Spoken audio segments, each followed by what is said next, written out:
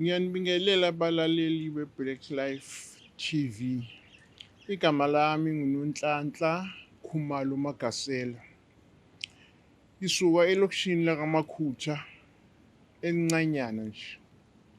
Ngikhulele khona, ngafunda khona kwakusathiwa u-first year.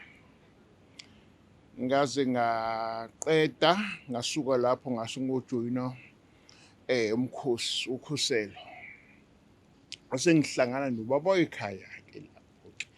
Indaba yami iqala lapho ke engizonixoxela yona.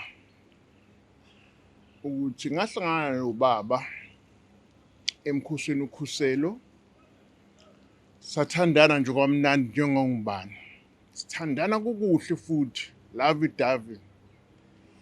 Ngibukwa abantu belihalela uthando lethu. Kwafika lapho isikhathi sethi no man ufuna ungilobola. Ngajabula phela akekho umuntu ongafuni ukushada. Ngajabula ayisenza zonke izinto. Wahamba ngoba kuye kwenziwa amakhosi. Wanza amakhosi semebuye ekhosini ka3 months. Waqala wazolobola ekhaya. Kwayinto esheshayo nje sashada because behlala khona kuleyo ndawo kukude nasekhaya eNorthern Cape. Sashada kumnandi futhi. Kwathiwa ukuthi nginomntwana ngaphandle naye unabantwana bakhe ngaphandle. Sasikhuluma ukuthi okay kusho ukuthi kulomshado asizuzala ngoba sinabo abantwana visi. Ayisihlale kahle futhi kube mnandi. Sithola ukuthi okay umntwana wakhe umfana omdala akabuye azohlala nathi ngoba kuthiwa ingane ehluphayo azohlala nathi ngoba phela kuthiwa emendweni ukuze uthanda ngishintsha yakhona. So ngibe ngithanda abantwana bakhe, ngithanda wonke umuntu khona. Sahlala ke khona nabantwana kwazohamba isikhathi la sofanele ngilande wami ke manje umntwana ngamlanda umntwana wami 6 years igama lakhe uAyanda. Ngamlanda bazohlala naye. Hayi bekusemnandi, bengiphila kamnandi. Into obungayihalela kwawena kumakhelwane wami, bengithengela imoto, uma exolise ngento ethile mhlawumbe iTV, mhlawumbe ilaptop, itofu. Bengibukwa mina, bekasaziwa nje la kakhulu nezingane zabafana abawu2.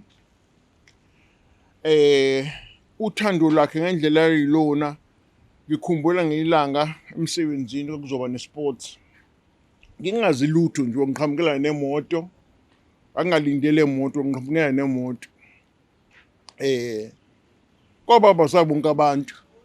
Uniyazi umuntu muso intombazane umuntu bekwenzela izinto ngekuthiwa ayumdlisile bethi awusinike nawe. Kanti kwakuNkulunkulu nje. Then sahamba isikhathi kwathiwa ukuthi sivakashile ngoba emakhaya ila eThekwini. Sizavakasha ekhaya. Sakhumula amaring and angazi ukuthi yini yathi sikhumula amaring nje. Sisebenze siklini kubo singafakile amaring. Siwabeke lapha. Nakhona sakhohle ukuthi besigcine sibeka amaring everand eminyango. Ebusuku siyabheka hayibo amaring awekho. Siwabheka singawatholi amaring. Hawu. Siwabheka amaring watholakala amaring. Kusiphathe kabi lo kodwa ke ngathi into edlulayo. Hayi. Seze sihambe siphinde imuve eNorthern Cape asiwathola amaring. Ayisifike lapha. Masifika sisihlala so lapha endlini. Akusemnandi manje siyaxabana, siyashayana, usenentombi, useqonywa ngabe uthi umkhuza kulena abethatha lena futhi omakhelwane ngathi wegijimela kubona kakhulu. Umkhuze kule angene kule, umkhuze kulo angene kulona. And mangimbuza uyashaya. Yila ngafunda khona ukulwa ke ngoba indlela engishaya ngayo wengifakela iboots bezongishaya. Enze sure ukuthi ufake iboots eli1 ezongikhahlela ngalo. Kwaziwa nje ukuthi mekuyipayday mhla 15 mina ngimabokoboko ngishayiwe.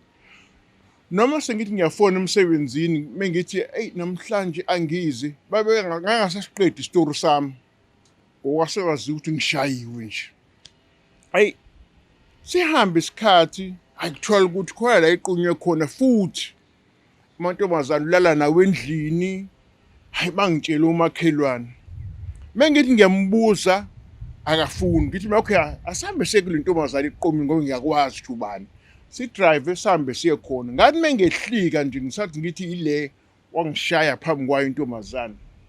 Ngabuya ngeze emarobotini. Ngasemarobotini lapha ngikuthina angikhiphele emotweni angishayele phambi abantu yadlula njalo imoto. Hayi kuthi nami kafika la ukuthi no man it's too much man sengishawe kakhulu umzali wami engaze ngishaye. One day ngadonsa screwdriver amgwaza. Mengimgwaza kuthi la athi qebu ekseni ukusa kwabona uyena wathi wahamba waphinde wabuya. Mebuya wabuye sethi ngicela sambeni sesangomeni khona isangoma ngisitholile sizobheka ukuthi kwenza kanjani. Manje isangoma sitholo uyena. Okay sambeni ngiyathuthuzela nami phela ngiyakhona. Masifike esangomeni into yokuqala esayisho isangoma. Sathi nize ngani? Ngabuka yena ngoba uyena phela ngilithe esangomeni. Wasethi uphuma wakho wena. Ebuza kuyena umkhwenyana. Wathi usekhaya wathi yazi kunje nje maweni. Uma wakho yini eyanilahlekela nina eningayitholi eyanilahlekela nje yini nobabili. Ngaphendula mina ngathi amaring wathi akusophinde kulunge lutho kunini. Hayo sabuka nake manje into esengihlekisa ukuthi ngilethe uyena lo muntu but lesangoma sikhomba yena uma wakhe. Saphuma sediniwe sesidinele isangoma sahamba. Sahlala futhi sahlala wayimba kwase kuphila ngokusiyalwa ngisiyalwa sana. Khona la kwafika khona ukuthi no man sengifuna ukumhlula kwakuyibirthday yakhe oqamba amanga wathi ubhuti wakhe umsendele imessage kanti intombi. Hayi ngalula ngayitshela ukuthi no akulalwa ke namhlanje ngizomshisa ngamanzi. Hambe ekameleni mase ngiyabuya ke entani ngithi namhlanje asilali. Athi why ngathi namhlanje siyalwa ngicela ungalali. Athi hayi suke sibone. Ngishona eketeleni eselele ngibe amanzi ngeketela. Ngicishe ngibe amanzi ngeketela. Phinde ngilicishe. Ngithe mase ngithi ngizama ukumshisa ngalo iketela wahlehla achicheka amanzi. Ukuba niyabona ukuthi wayesengiphendula inhliziyo ngase nginenhliziyo embi.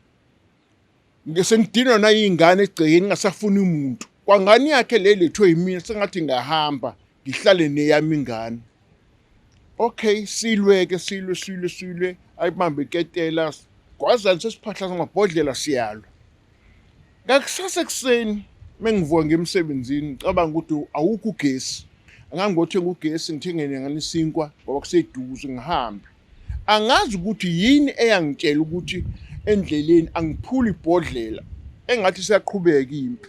Hayi ngingene mengingena mengithi ngiyabheka ngemuva kwami nanguyeza uphethe amanzi ngeketela uzongishisa nami. Ngiphenduke ke silweke naye ngoba isengifundisile ukula phela. Silweke naye ke shayane ke kophansi ngaphezulu ke. Sibizwe emsebenzini ke indaba ukuthi silwile kanjani. Hayi kuhambe aqonywa next door. Hawu lo muntu and uhlanganiphile akalali khona uyahamba ngo8 noma ngo6 ngo2 o'clock uzobe seyila. Kanti ula next door nami akayili nakuthi ula next door. Hayi kuhamba isikhathi ngibona ukuthi hayi man ngiyahluleka ke manje. Ngiyayifaka idivorce. It's too much for mina ngiyayifaka idivorce. Ngimtshela ngithi ngizokudivorce. Athi ngeke ngokubulala mhla ngidivorce.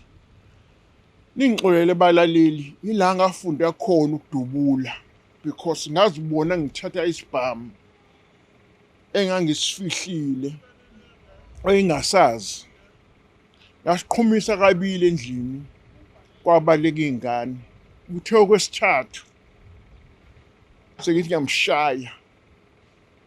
Kanti ingane seyifonela amaphoyisa. Athi mefika amaphoyisa angibuza ukuthi ngiphi ngicashile nesibhamu ulokethi yena kade la ngiphume ngiyikhohlelisa angibamba amaphoyisa ngibachazela ukuthi kuhamba kanje uNkulunkulu omkhulu kwaboshwa yena waphuca isibhamu sakhe sabuye futhi kwamnandi saxolelana but le ndaba yokulahleka kwamaringi kusho ukuthi sabhizi yasetshenzwa ngoba sifike sizwane 2 days after 2 days sekuyimpi futhi ngabona ukuthi no man ngiyaphuma kulomshado ngamdivorce ngenza idivorce ngamshiya elele embedeni ngahamba ngaye court ngayodivorce ngakade ngiapply lokihlehle ngahamba ngaye court mengifike ecourt ngadivorce ngenza yonke into kwasalindela kwafika imessage of the court isilethe amaphepha ukumtshela ukuthi okay kuphelile ngawe unkosikazi wakho uphuca yonke into so funeke na ufuna ummeli ngabe ngiphuma ngihamba ngemsebenzini ngisendleleni semsebenzini angifonele athi angibuye ufuna ukukhuluma nami ngaphandle kwalokho uzosibulala abuye ngemoto ngezendlini mengifika endlini akayi emsebenzini uhleli ngesikhindi uthi akazukwazi ngathi okay asamse emsebenzini ngiyocela sibaxoxela istory sibuyeke samse emsebenzini sibuye besendleleni afuna uthi imoto ayiginqela ngale kwebridge ngimbona ukuthi vese khona ufuna ukuginqa imoto mase ngivele ngiyathi eloke ehambisa imoto ngapha nangapha ngibambene ngimuthi ngiqingo kwenzela ukuthi okwenzekayo sife sobabili hayi ahluleke sesibuye size endlini hayi akhaleke endlini akhale nezingane seyihlukumezekile manje asazi ukwenzekani ingane and nganginenhlahla ukuthi ingane yakhe isayida nami yonke into ibona ubaba uyabheda hayi ithe kokugcina ngamtshela ngahlalela imessage court ilethile incwadi iyaphela uthando ngoba nakina bangithandi azange bangithandi uthina ke uthando lethu lalibaya ukuthi umama wami wayesangoma uma wakhe wayesangoma amadlozi kwakuthiwa ayashayisana njengoba sithanda abasifundisi wabili naye akafuna kithi nami ngifuna kubo kwaba ukuphela kothando lethu-ke lapho ngaphela ngadivorce ngaphuma kulowo muzi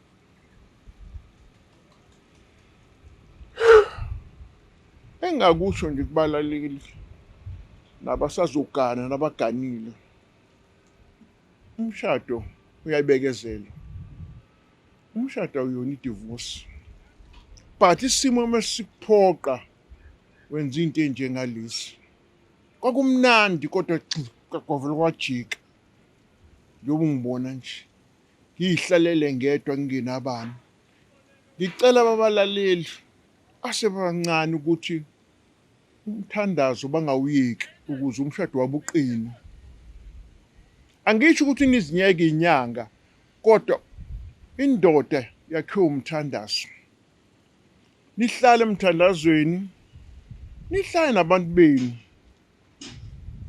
niyophila impilo ephakathi after divorce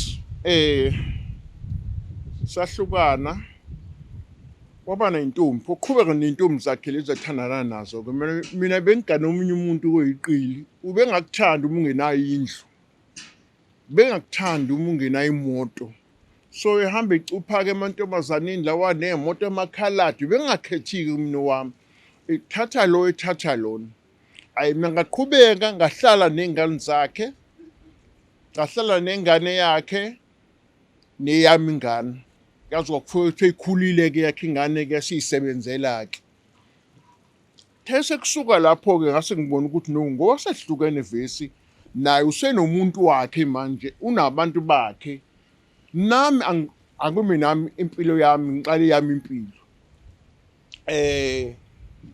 ngaqhubeka ngathola umuntu guys uNkulunkulu mekubekela into ukubekela into umuntu engamthola uyazivala sonke lesikhala lesi impilo yami ngibona iqhubeka kahle ngisaqhubeka futhi ngisasebenza kusemnandi la ngisebenza khona, anginankinga. Kodwa inkinga engiba nayo ukuthi uyabazi omakhelwane wayaphi ubaba wekhaya, ilelo gama elibe lingibuyisele emuva. But impilo yami manje ngiyaqhubeka nami ngazitholela umuntu wami after divorce enginaye kuze kube manje. Naye futhi mengizwa angisamboni uthola abantu ngizweke nje bethi usezowathola umunye ashade naye manje. So kodwa impilo yami angiboni imbi kakhulu, kodwa indlela engihambile ibe nzima kakhulu. Ngiyabonga abalaleli. It's the Blaqlife TV.